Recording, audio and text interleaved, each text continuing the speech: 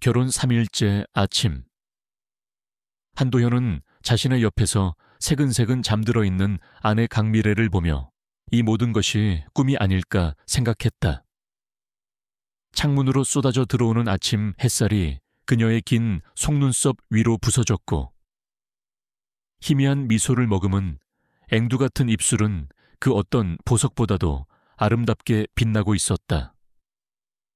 반도체 기술을 연구하는 평범한 연구원인 자신에게 이토록 눈부시게 아름다운 여자가 아내가 되어주었다는 사실이 그는 여전히 믿기지 않았다. 6개월 전 친구의 소개로 처음 만난 순간부터 그는 미래에게 첫눈에 반했다.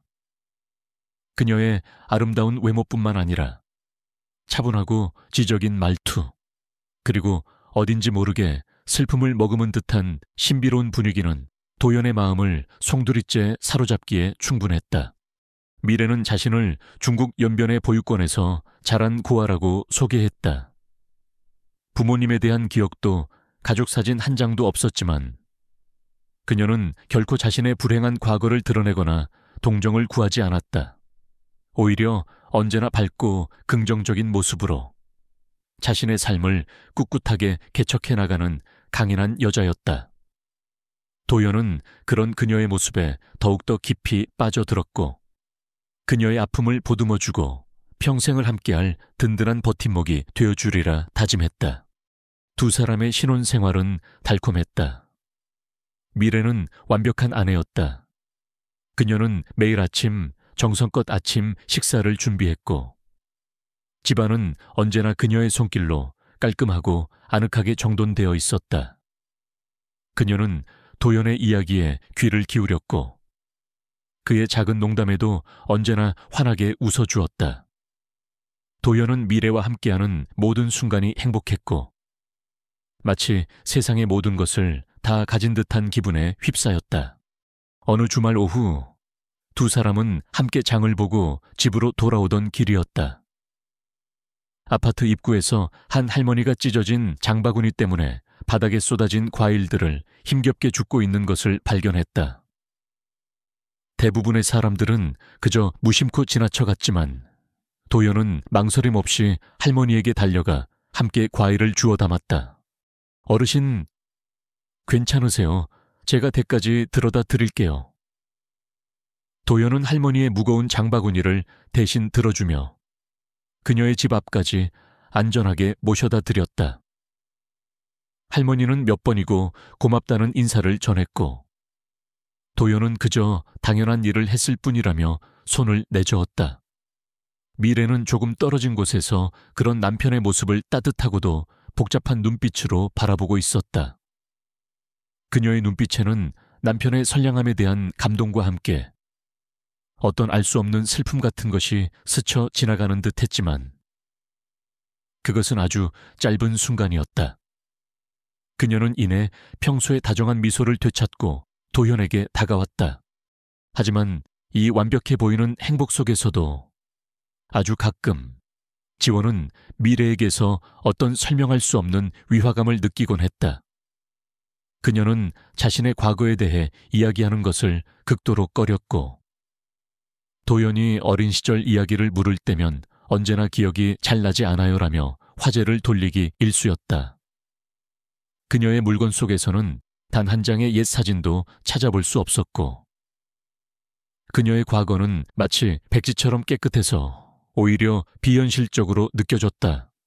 또한 그녀는 가끔 혼자 있을 때면 도연이 알지 못하는 깊은 슬픔에 잠긴 듯한 표정을 짓기도 했다. 창밖을 하염없이 바라보거나 멍하니 허공을 응시하는 그녀의 눈빛에서는 짙은 고독과 함께 어떤 비장한 결의 같은 것이 느껴지기도 했다. 하지만 그런 모습도 잠시 그녀는 도연의 시선을 느끼면 언제 그랬냐는 듯 다시 천사 같은 미소로 그를 맞이했다. 도연은 그런 그녀의 모습에 가슴 한구석이 아려오면서도 그저 그녀가 고아로 자라온 아픔 때문일 것이라고, 자신이 더 많이 사랑해주면 언젠가는 그 상처도 아물 것이라고 애써 생각하며 스스로를 위로했다. 그는 자신의 아내가 얼마나 완벽하고 사랑스러운 여자인지에 대해 감사하며 이 행복이 영원하기를 기도했다. 하지만 그는 아직 알지 못했다. 자신이 사랑에 빠진 이 여인의 아름다운 미소 뒤에 얼마나 무섭고도 거대한 비밀이 숨겨져 있는지를, 그리고 그 비밀이 곧 자신의 평온했던 삶을 송두리째 뒤흔들 거대한 폭풍이 되어 다가오고 있다는 사실을. 결혼 3일째 그들의 달콤했던 신혼의 밤은 그렇게 서서히 그 끝을 향해 다가가고 있었다. 결혼 3일째 밤, 한도현과 강미래는 함께 저녁을 만들어 먹고 와인을 마시며 달콤한 신혼의 밤을 보내고 있었다. 미래가 먼저 샤워를 하기 위해 욕실로 들어간 후 도연은 침대에 누워 행복한 미소와 함께 그녀를 기다렸다. 그는 이 모든 것이 꿈만 같았다. 아름다운 아내, 아늑한 신혼집, 그리고 앞으로 함께 만들어갈 장밋빛 미래까지. 그는 세상에서 가장 행복한 남자였다. 잠시 후 미래가 하얀색 목욕 가운을 입은 채 욕실에서 나왔다. 젖은 머리카락에서 풍겨 나오는 향긋한 샴푸 냄새와 수증기 너머로 보이는 그녀의 아름다운 모습에 도연은 다시 한번 사랑을 느꼈다. 미래는 화장대 앞에 앉아 머리를 말리기 위해 수건을 집어들었다. 그녀가 팔을 들어 올리는 바로 그 순간 그녀의 목욕 가운이 살짝 흘러내리며 옆구리 부분이 드러났다. 그리고 도연은 그곳에서 도저히 믿을 수 없는 것을 보고 말았다. 그녀의 하얀 피부 위, 갈비뼈 바로 아래쪽에 검은색으로 새겨진 정체불명의 숫자. 그것은 장식적인 문신이 아니었다. 마치 공장에서 찍어낸 제품 번호처럼 아주 정교하고 차갑게 CZ7조417라고 보이는 알파벳과 숫자의 조합이 새겨져 있었던 것이다. 도연은 순간 자신의 눈을 의심했다. 그가 알던 미래의 몸에는 그런 것이 없었다. 아니, 어쩌면 그녀가 지금까지 교묘하게 숨겨왔던 것일지도 몰랐다. 달콤했던 신혼의 분위기는 한순간에 깨져버렸다. 그의 머릿속은 하얗게 비었고 심장은 차갑게 식어내렸다. 그는 애써 태연한 척하며 하지만 미세하게 떨리는 목소리로 그녀에게 물었다. 미래 씨, 방금 옆구리에 있는 그거 뭐예요? 도연의 질문에 미래의 어깨가 순간적으로 굳어지는 것이 느껴졌다. 그녀는 화들짝 놀라며 황급히 가운을 여미고 그를 돌아보았다. 그녀의 얼굴에는 당황한 기색이 역력했고 눈동자는 불안하게 흔들리고 있었다. 아, 이거요, 별거 아니에요. 그녀는 애써 미소를 지으며 대답했지만 그 미소는 너무나도 부자연스러웠다. 별거 아니라니요. 문신이에요. 아니면 상처 자국인가요? 도연은 자리에서 일어나 그녀에게 다가갔다. 그는 이 기묘한 숫자의 정체를 반드시 확인해야만 했다. 미래는 뒷걸음질 치며 그의 시선을 피하려 했다. 그냥 어릴 때 공장에서 일하다가 실수로 뜨거운 기계에 찍힌 흉터예요. 보기 흉하죠. 그래서 지금까지 숨겨왔어요. 당신한테 보여주기 싫어서. 그녀의 변명은 너무나도 어설펐다. 사고로 생긴 흉터라고 하기에는 그 숫자들이 너무나도 정교하고 일정했다. 그리고 그녀의 그 불안한 눈빛과 당황한 태도는 그녀가 지금 거짓말을 하고 있다는 것을 명백하게 보여주고 있었다. 도연의 마음속에서 신뢰의 벽이 와르르 무너져 내리는 소리가 들렸다. 그가 사랑했던 그리고 완벽하다고 믿었던 아내 강미래. 그녀는 대체 누구란 말인가? 그녀는 왜 이런 기묘한 숫자를 몸에 새기고 있으며 또 왜 그것에 대해 거짓말을 하는 것일까? 그는 더 이상 아무것도 묻지 않았다. 지금 이 상황에서 그녀를 다그쳐봤자 그녀가 진실을 말해주지 않을 것이라는 것을 직감했기 때문이었다. 집안을 가득 채웠던 달콤하고 로맨틱했던 분위기는 온데간데 없이 사라지고 그 자리에는 어색하고도 숨막히는 침묵만이 감돌았다. 그날 밤 두 사람은 한 침대에 누웠지만 서로에게 등을 돌린 채 아무 말도 하지 않았다. 미래는 잠든 척하고 있었지만 그녀의 가늘게 떨리는 어깨는 그녀 역시 깊은 불안과 긴장 속에 있다는 것을 보여주고 있었다. 도연은 눈을 감고 잠을 청하려 했지만 잠을 이룰 수가 없었다.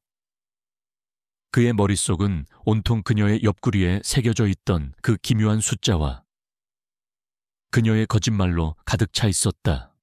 CZ750415. 그것은 대체 무엇을 의미하는 것일까? 죄수번호 군번, 아니면 어떤 비밀 조직의 암호, 그리고 그녀의 과거, 중국 연변의 보육권에서 자란 고아라는 그 이야기들은 과연 모두 사실일까? 그녀는 정말 중국 국적의 조선족이 맞는 걸까? 아니면 끔찍한 상상이 그의 뇌리를 스쳤다.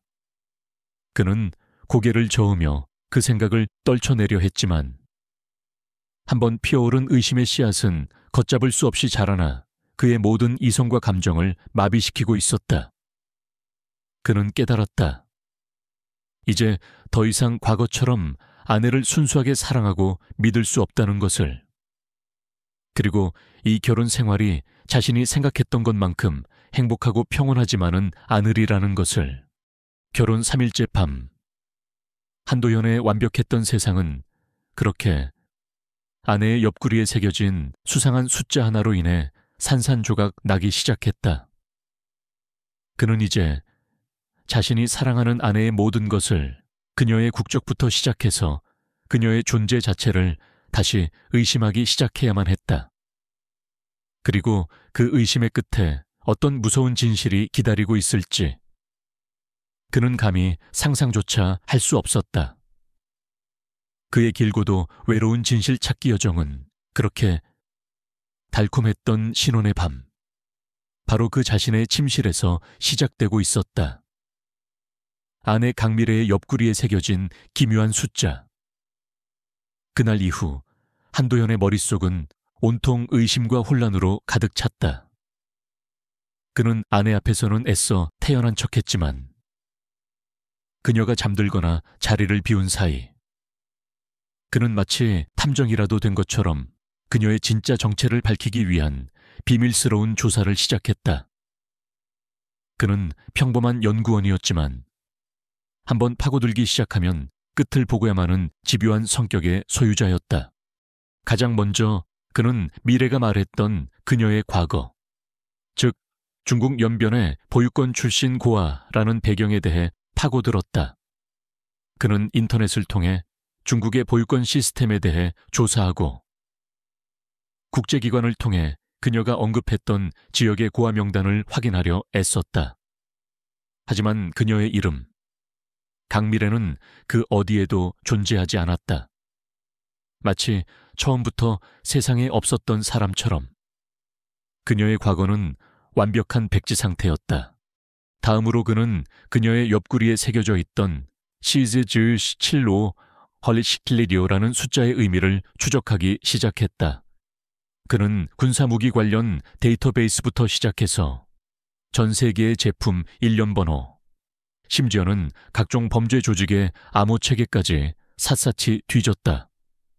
그러던 중 그는 CZ75가 체코슬로바키아에서 개발된 동구권 국가들에서 널리 사용되는 유명한 권총의 모델명이라는 사실을 알게 되었다. 하지만 그것이 그녀의 몸에 새겨진 숫자와 무슨 연관이 있는지는 여전히 알 수 없었다. 도연은 미래를 더욱더 유심히 관찰하기 시작했다. 그녀는 여전히 완벽한 아내였다. 하지만 그의 의심의 눈에는 그녀의 모든 일상적인 행동들이 어딘지 모르게 훈련된 요원의 그것처럼 느껴졌다. 아침 일찍 일어나 조깅을 하는 모습은 단순한 건강관리를 넘어선 고강도의 체력 단련처럼 보였고, 요리를 하거나 집안을 정리하는 그녀의 움직임은 한치의 오차도 없이 간결하고 효율적이었다. 또한 그녀는 놀라울 정도의 상황인식 능력을 가지고 있었다. 도연이 아무리 조용히 그녀의 뒤로 다가가도 그녀는 귀신같이 알아채고 먼저 돌아보곤 했다. 도연의 이런 비밀스러운 조사는 그 자신도 모르는 사이에 보이지 않는 감시자들의 눈에 포착되고 있었다. 그의 회사 컴퓨터가 해킹당한 흔적이 발견되기도 했고, 퇴근길에 누군가 자신을 미행하는 듯한 느낌을 받기도 했다. 그는 처음에는 자신의 예민함 탓이려니 생각했지만 그런 일들이 반복될수록 자신과 미래가 어떤 거대한 위험에 노출되어 있다는 것을 직감하기 시작했다. 결정적인 사건은 어느 늦은 저녁에 일어났다. 도연과 미래가 함께 집 근처 공원을 산책하고 있을 때였다.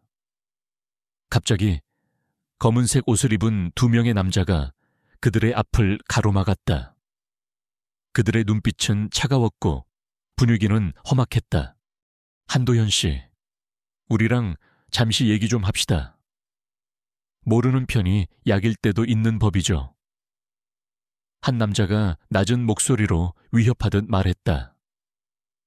그들은 미래의 정체를 캐고 다니는 도연에게 경고를 하기 위해 온 미래의 동료이자 감시자들이었다. 도연은 공포에 질려 뒷걸음질 쳤지만 남자들은 그를 놓아줄 생각이 없어 보였다. 한 남자가 도연의 팔을 거칠게 움켜쥐려는 순간이었다. 그때까지 도연의 뒤에 조용히 서 있던 미래가 움직였다. 그녀의 움직임은 눈으로 쫓기 힘들 만큼 빠르고도 치명적이었다. 그녀는 남자의 손목을 낚아채 비틀어 버렸고 남자는 비명과 함께 바닥으로 쓰러졌다. 다른 한 남자가 당황하여 품속에서 칼을 꺼내려 하자 미래는 한치의 망설임도 없이 그의 명치를 팔꿈치로 가격했다. 남자는 억 하는 소리와 함께 그 자리에 고꾸라졌다. 모든 것이 순식간에 일어난 일이었다. 도연은 자신의 눈앞에서 벌어진 이 믿을 수 없는 광경에 입을 다물지 못했다.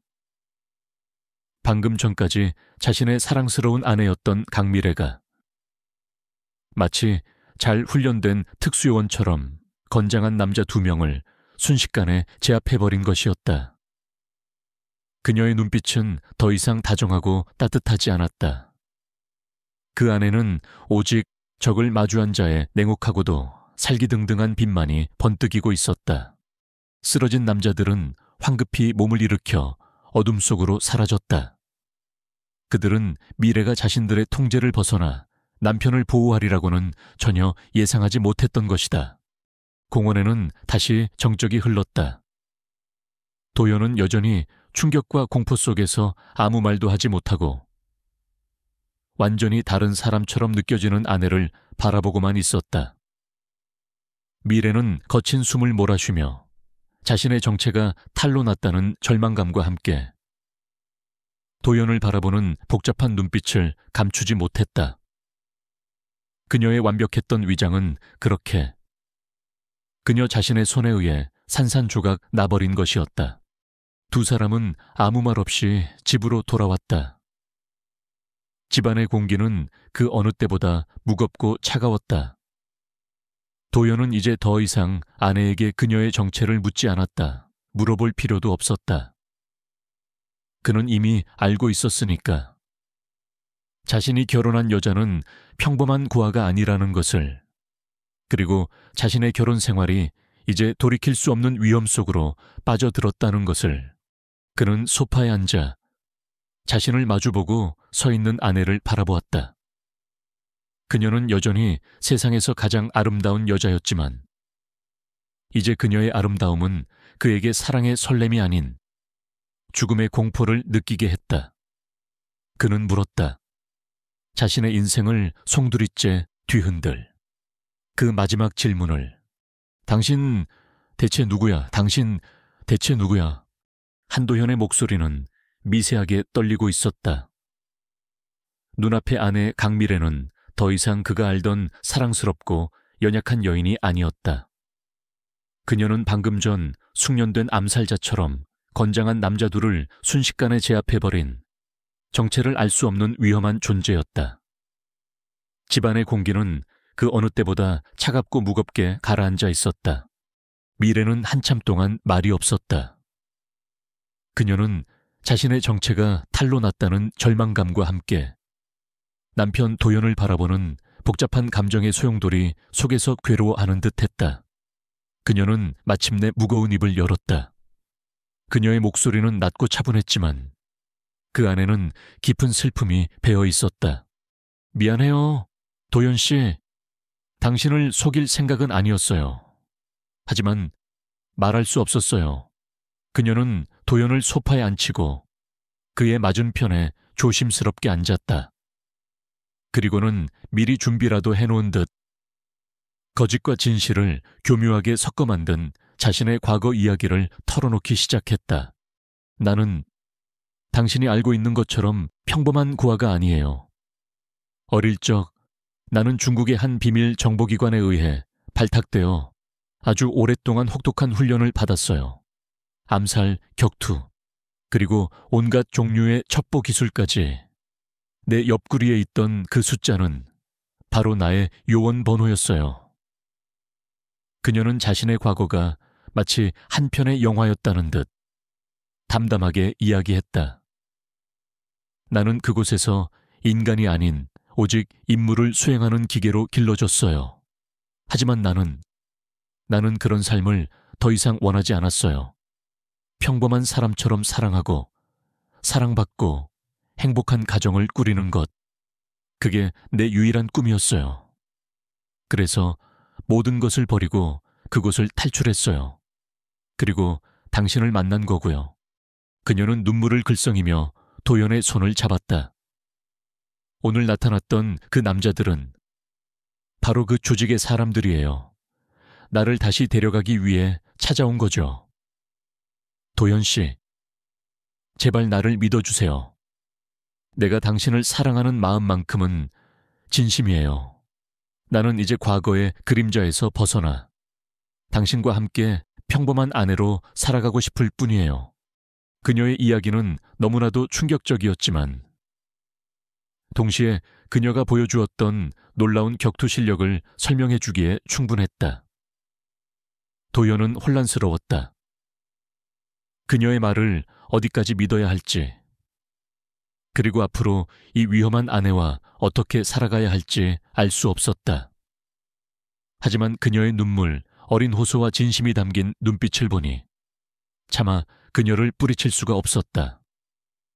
그의 마음속에서는 아내에 대한 두려움과 함께 그녀를 지켜주고 싶다는 연민과 사랑이 복잡하게 뒤엉키고 있었다. 한편 미래의 동료들로부터 보고를 받은 북한의 국장은 경로했다. 자신의 최고의 요원이었던 강미래가 임무 수행 중 만난 한낱 연구원에게 감정적으로 흔들려 조직원들을 공격하고 임무를 위태롭게 만들었다는 사실을 그는 용납할 수 없었다. 그는 한도현을 미래의 충성심을 시험하고 그녀를 다시 조직의 통제에 두기 위한 미끼로 사용하기로 결정했다. 그의 계획은 치밀하고도 잔혹했다. 며칠 뒤 도현은 평소와 다름없이 자신의 연구소로 출근했다. 그는 국가적인 반도체 핵심 기술을 연구하는 중요한 인물이었고 바로 그의 연구 데이터가 미래에게 주어진 마지막 임무이기도 했다. 그날 저녁 퇴근하던 도연은 연구소 주차장에서 몇 명의 낯선 남자들에게 기습을 당해 어디론가 납치되었다. 그들의 움직임은 너무나도 신속하고 전문적이어서 아무런 흔적도 목격자도 남기지 않았다. 집에서 남편을 기다리던 미래는 그가 평소보다 늦어지자 불길한 예감에 휩싸였다. 그녀의 직감은 틀리지 않았다. 잠시 후 그녀만이 아는 비밀 통신 채널을 통해 짧은 메시지 하나가 도착했다. 국장으로부터 온 것이었다. 남편은 우리가 데리고 있다. 48시간 안에 연구소에 프로젝트 제우스 데이터를 가져와라. 실패하거나 외부에 알리면 남편은 시체로 돌아갈 것이다. 미래는 온몸의 피가 차갑게 식는 것을 느꼈다. 국장이 마침내 그녀의 가장 약한 부분을 건드린 것이었다. 그녀는 이제 돌이킬 수 없는 선택의 기로에 놓였다. 조국을 위해 평생을 바쳐온 첩보원으로서의 임무인가? 아니면 자신에게 처음으로 평범한 행복을 느끼게 해준 사랑하는 남편의 목숨인가? 그녀는 철저히 혼자였다. 나만의 정보기관에 도움을 요청할 수도 없었고, 자신을 버린 조국에 기댈 수도 없었다. 그녀의 머릿속에는 지난 수년간 받아온 혹독한 훈련의 기억과 그와는 정반대였던 도연과의 짧지만 행복했던 시간들이 교차했다. 그녀를 완벽한 살인병기로 키워내려 했던 국장의 차가운 목소리, 그리고 미래 씨와 함께라면 어떤 어려움도 이겨낼 수 있어요라며 따뜻하게 웃어주던 도연의 미소. 그녀는 더 이상 망설일 수 없었다. 그녀의 눈빛이 차갑고도 결연하게 변했다. 그녀는 자신의 임무 파일에 있던 도연의 연구소 설계도와 보안 시스템 자료들을 꺼내 들었다. 그녀는 국장의 게임에 순순히 응해줄 생각이 없었다. 그녀는 그들의 게임에 뛰어들되 자신만의 방식으로 판을 뒤엎을 작정이었다. 그녀는 사랑하는 남편 한도현을 구하기 위해, 그리고 자신을 올가매는 과거의 모든 굴레를 끊어내기 위해 기꺼이 조국을 배신하고 자신을 키워낸 조직과 맞서 싸울 준비를 하고 있었다. 그녀의 마지막 싸움은 이제 막 그 서막을 올리고 있었다. 그녀의 눈빛에서는 더 이상 슬픔이나 두려움은 찾아볼 수 없었다. 오직 사랑하는 사람을 지키기 위한 강인한 전사의 결의만이 불타오르고 있을 뿐이었다. 한도현의 목숨이 걸린 48시간. 강미래에게는 더 이상 망설일 시간이 없었다. 그녀는 그동안 자신을 올감했던 조국에 대한 맹목적인 충성심과 한도현이라는 한 남자를 향한 뜨거운 사랑 사이에서 마침내 자신의 모든 것을 건 마지막 선택을 내렸다. 그녀는 남편을, 그리고 자신을 구하기로 결심했다. 그녀의 머릿속은 그 어느 때보다 차갑고 빠르게 움직이기 시작했다. 국장의 성격상 그가 순순히 약속을 지킬 리가 없었다. 설령 자신이 프로젝트 제우스 데이터를 가져다 준다 해도 그들은 비밀을 아는 도연과 임무에 실패한 자신을 모두 제거하려 할 것이 뻔했다. 그녀에게 남은 길은 단 하나, 판 자체를 뒤엎는 것이었다. 미래는 먼저 나만의 국가정보원, 즉 NES에 익명의 제보를 하기로 결정했다. 아주 위험한 도박이었지만 현재로서는 유일한 방법이었다. 그녀는 자신의 임무 파일에 있던 과거 NES가 북한 공작권 회유를 위해 사용했던 비밀 비상 연락망을 떠올렸다. 그리고는 도현의 연구소에서 빼돌린 대포폰을 이용하여 그곳에 짧지만 결정적인 메시지를 남겼다. 북측 공작조 48시간 내 한도현 연구원의 프로젝트 즈스 탈취 시도. 현 시간부로 47시간 후 인천항 제4부두 폐창고에서 데이터 교환 예정. 인질 한도현의 안전 확보 최우선. 반복한다. 인질. 그녀는 일부러 자신의 신분을 드러내지 않았고 마치 내부의 제보자인 것처럼 위장했다. 이것이 국정원의 신속한 개입을 유도하고 동시에 자신과 도연의 안전을 확보할 수 있는 최선의 방법이라고 판단했다. 다음으로 그녀는 국장이 요구한 프로젝트 주스 데이터를 확보해야 했다. 그녀는 한밤중을 틈타 도연의 연구소로 향했다. 어둠 속에서 그녀의 움직임은 한 마리의 흑표범처럼 민첩하고 조용했다. 그녀는 수년간 훈련받은 모든 기술을 총동원하여 연구소의 삼엄한 보안 시스템을 뚫고 마침내 도연의 개인 연구실에 잠입하는 데 성공했다. 컴퓨터 앞에 앉은 그녀의 손가락이 키보드 위를 빠르게 움직였다. 복잡한 암호 체계를 해독하고 핵심 데이터가 저장된 서버에 접근하는 것은 그녀에게 어려운 일이 아니었다. 그녀는 프로젝트 즈우스의 모든 데이터를 외장 하드디스크에 복사했다. 하지만 그녀는 거기에 그치지 않았다. 그녀는 복사한 파일 안에 국장의 시스템을 마비시킬 수 있는 치명적인 바이러스와 함께 자신의 위치를 실시간으로 추적할 수 있는 프로그램을 몰래 심어놓았다. 이것이 바로 그녀가 준비한 마지막 비장의 카드였다. 약속된 시간이 다가왔다. 미래는 데이터를 담은 하드디스크를 들고 국장이 지정한 인천항의 폐창고로 향했다. 창고 안은 스산한 바닷바람과 함께 살벌한 기운이 감돌고 있었다. 국장과 그의 정예 요원 몇몇이 의자에 묶인 채 의식을 잃고 있는 도현을 감싸고 그녀를 기다리고 있었다. 왔군. 역시 내 최고의 요원이야. 남편에 대한 사랑이 지극해서 말이지.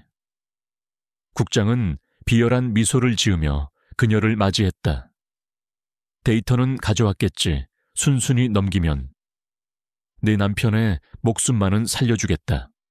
미래는 아무 말 없이 하드디스크를 그에게 던졌다. 국장의 부하 중 하나가 재빨리 노트북에 하드디스크를 연결하고 데이터의 진위를 확인하기 시작했다. 잠시 후 그가 국장에게 고개를 끄덕였다. 맞습니다. 국장 동지, 프로젝트 즈스 원본 데이터가 확실합니다. 좋아. 국장은 만족스러운 미소를 지으며 미래를 바라보았다. 강미래, 너는 조국을 배신했다. 하지만 네가 마지막 임무를 완수하고 내 남편이 이 모든 비밀을 무덤까지 가져가는 조건으로 너에게는 자결할 기회를 주겠다. 그리고 내 남편은 안타깝지만 여기서 사라져야겠지. 역시나 그의 약속은 거짓이었다. 그가 부하들에게 눈짓을 보내는 순간 요원들의 총구가 미래와 도현을 향했다. 모든 것이 끝장이라고 생각되는 그야말로 숨막히는 순간이었다. 바로 그때였다. 요원의 노트북 화면이 갑자기 새빨갛게 변하며 경고음이 울리기 시작했다. 미래가 심어놓은 바이러스가 작동한 것이었다. 동시에 창고 밖에서 수십 대의 경찰차 사이렌 소리가 요란하게 울려 퍼지며 창고를 포위하기 시작했다. 미래가 보낸 익명의 제보와 바이러스에 담긴 위치 추적 신호를 받고 국정원 요원들과 경찰 특공대가 출동한 것이었다. 이 인연이 모든 것이 함정이었음을 깨달은 국장이 분노에 차 소리쳤지만 이미 때는 늦어버렸다. 창고 문이 부서지며 무장한 특공대원들이 쏟아져 들어왔고 양측 사이에 격렬한 총격전이 벌어졌다. 미래는 이 혼란을 틈타 번개 같은 움직임으로 도현을 묶고 있던 밧줄을 끊고 그를 보호했다.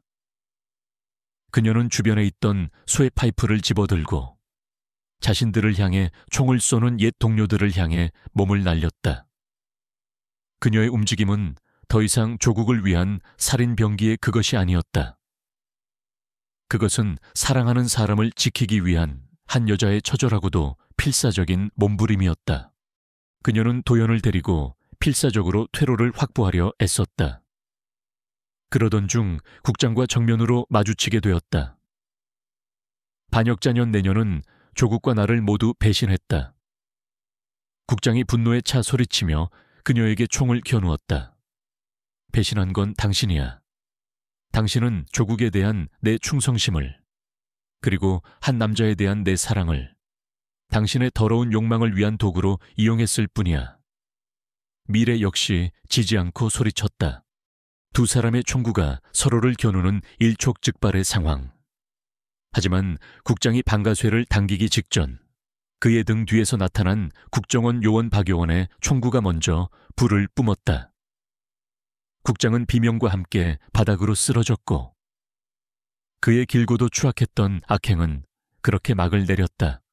모든 상황이 정리된 후 미래와 도연은 국정원 요원들에게 둘러싸여 있었다.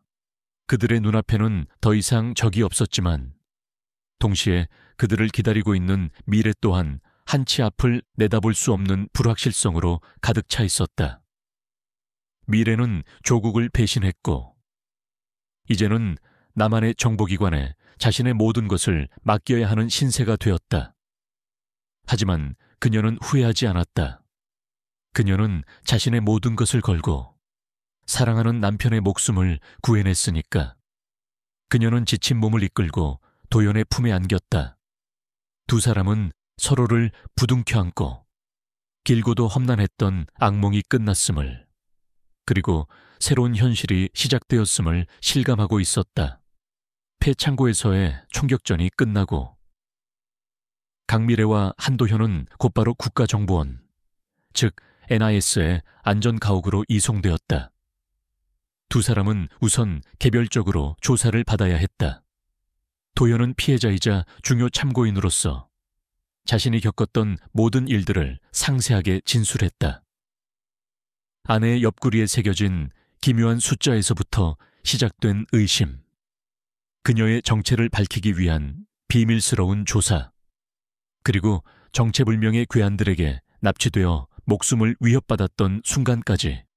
한편 미래는 남한으로 망명한 북한의 중요 공작권이자 동시에 이번 사건을 해결하는 데 결정적인 역할을 한 협조자로서 NIS의 집중적인 조사를 받았다.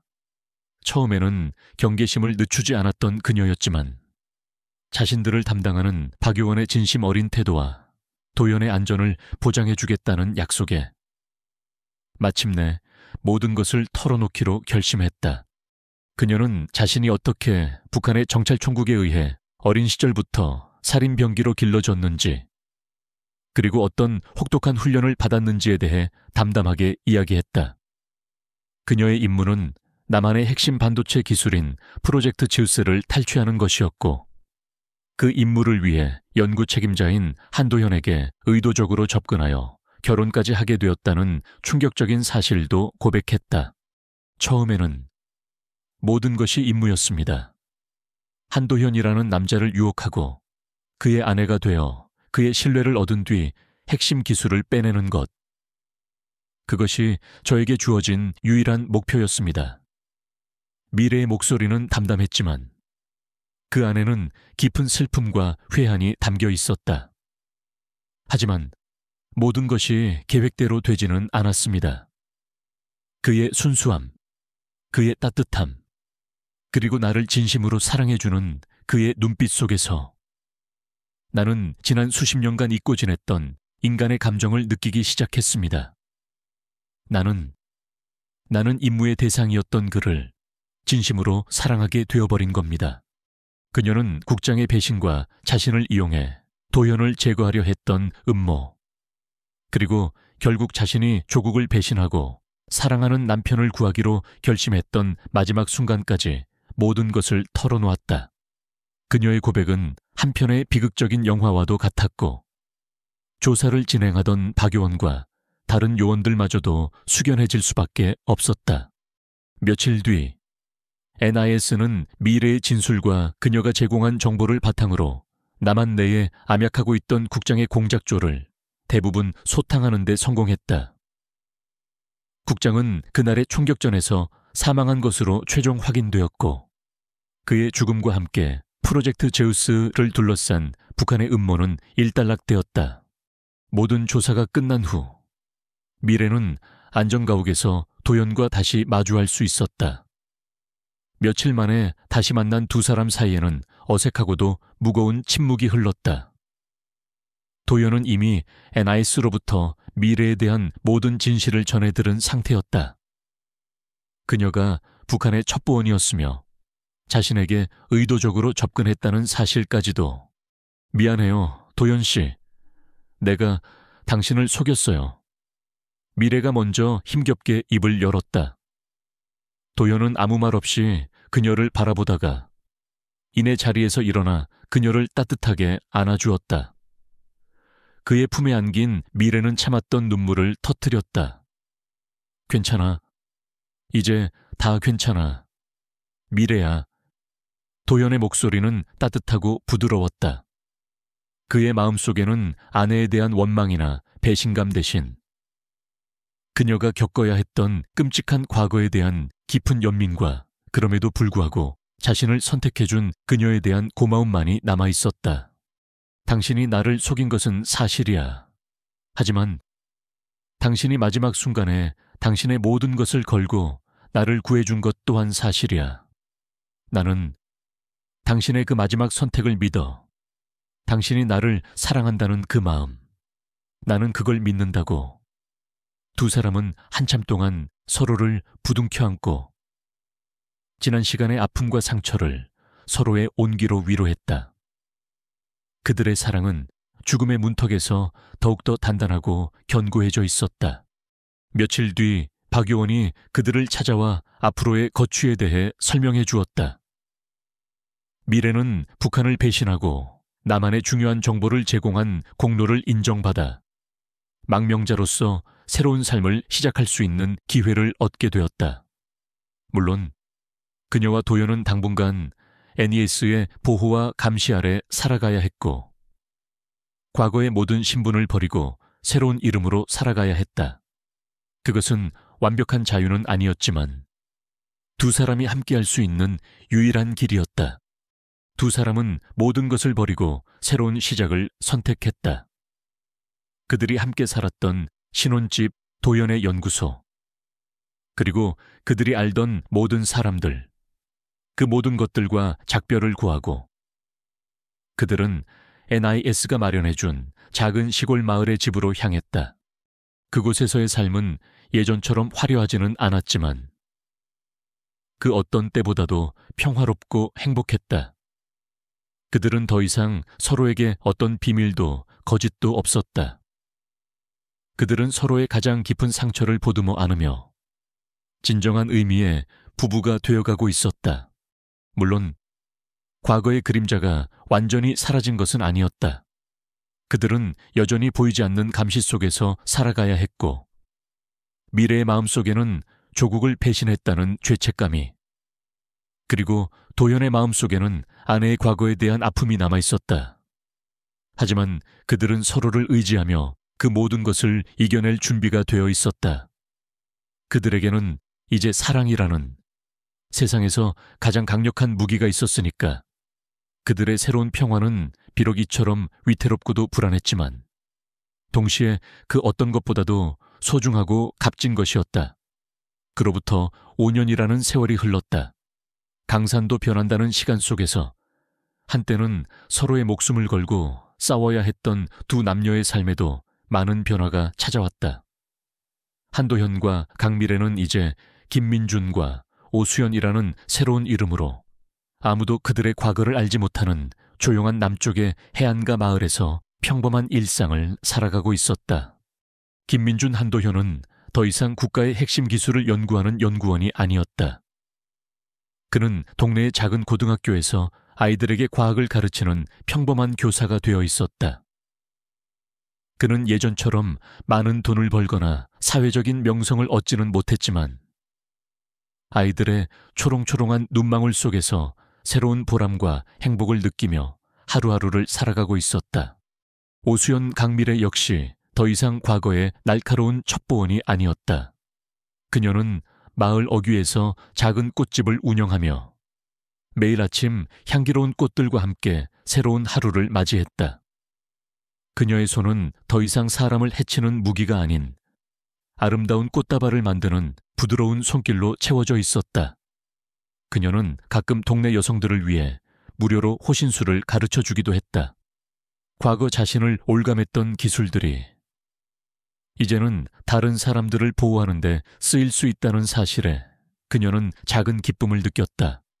그리고 그들에게는 세상 무엇과도 바꿀 수 없는 소중한 선물이 하나 있었다.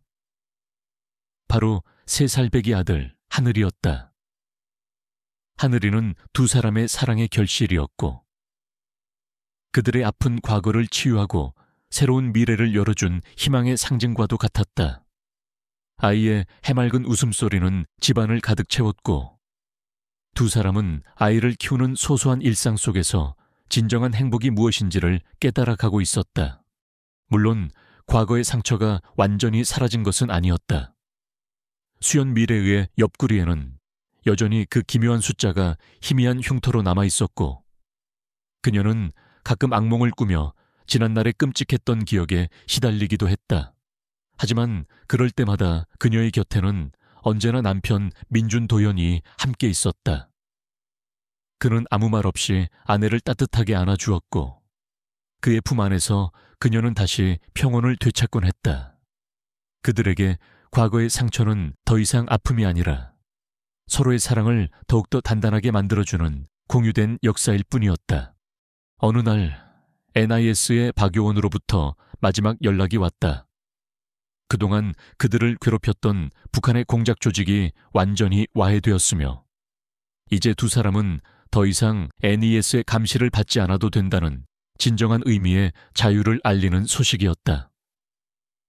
두 사람은 서로를 마주보며 희미한 미소를 지었다. 이제 정말 모든 것이 끝난 것이었다.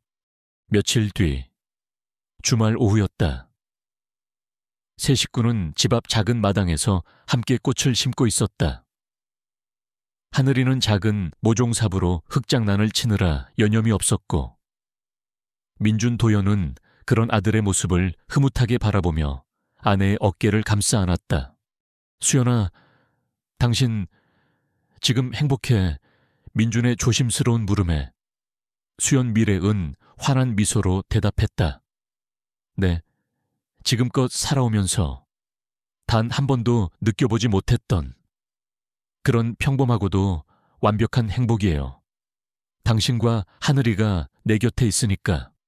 그녀의 눈빛에는 더 이상 어떤 슬픔이나 불안의 그림자도 찾아볼 수 없었다. 오직 사랑하는 가족과 함께하는 현재에 대한 깊은 감사와 평온함만이 가득할 뿐이었다. 그녀는 자신의 모든 것을 걸고 선택했던 이 삶이 결코 틀리지 않았음을 깨달았다. 저 멀리 수평선 너머로 붉은 저녁 노을이 아름답게 물들고 있었다. 세 식구는 서로에게 기대앉아 말없이 그 평화로운 풍경을 바라보았다. 한때는 서로에게 총구를 겨누어야 했던 비극적인 운명이었지만 이제 그들은 세상에서 가장 행복한 가족이 되어 있었다. 그들의 사랑은 모든 이념과 국경, 그리고 아픈 과거를 넘어선 진정한 의미의 승리를 이뤄낸 것이었다. 그리고 그들의 이야기는 앞으로도 계속해서 평범하지만 가장 특별한 행복으로 채워져 나갈 터였다. 독자 여러분께 지금까지 결혼 3일째 아내의 샤워 후 옆구리에 새겨진 수상한 숫자. 나는 그녀의 국적부터 다시 의심하기 시작했다. 그녀가 북한의 첩보원임을 알게 되었다라는 긴장감 넘치는 이야기를 끝까지 함께 해주셔서 진심으로 감사드립니다. 이 이야기는 남북 분단이라는 비극적인 현실 속에서 서로에게 적이 될 수밖에 없었던 두 남녀가 어떻게 사랑의 힘으로 운명을 극복하고 진정한 행복을 찾아 나서는지를 그리고자 했습니다. 주인공 한도현과 강미래가 겪었던 시련과 갈등은 어쩌면 우리의 현실과는 거리가 먼 이야기일 수 있습니다. 하지만 저는 그들의 이야기를 통해 이념이나 국적을 넘어선 보편적인 인간의 감정, 즉 사랑과 신뢰, 그리고 용서와 화해의 가치를 이야기하고 싶었습니다. 그리고 어떤 절망적인 상황 속에서도 사랑하는 사람과 함께라면 새로운 시작을 만들어 나갈 수 있다는 희망의 메시지를 전하고 싶었습니다. 이 이야기가 독자 여러분께 작은 울림과 함께 우리가 살고 있는 이 시대의 아픔과 그 속에서 피어나는 사랑의 소중함에 대해 다시 한번 생각해보는 계기가 되었기를 바랍니다. 한도현 씨와 강미래 씨, 그리고 아이 하늘이가 앞으로 살아갈 세상은 부디 평화와 행복만이 가득하기를 저 또한 진심으로 기원합니다. 이 긴 여정을 함께 해주신 모든 분들께 다시 한번 깊은 감사의 말씀을 전하며 여러분의 삶에도 언제나 사랑과 희망이 함께 하시기를 바랍니다. 감사합니다.